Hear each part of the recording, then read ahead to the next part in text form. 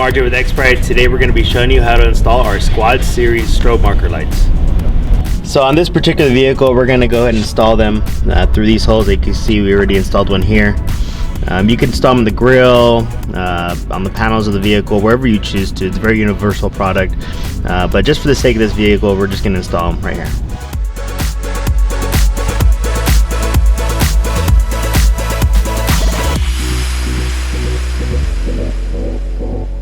Alright guys, to wire these up, you have a few different choices. Obviously you have your negative and positive, and with this one, it's going to allow the strobe light just to stay on at all times. And with the yellow wire, you're going to be able to choose the pattern of the strobe. So you could either choose the pattern of the strobe and just leave it as that, and then all you'll have to do is just wire up these two. If you want, you could also hook this up to a switch which allows you to change the patterns itself.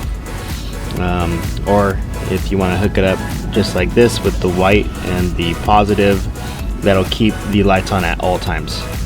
So there's very universal and diverse product here. Alright guys, there you have it. They're very easy to install. All you gotta do is hook them up, wire them up to a switch, and place them wherever you want in the vehicle.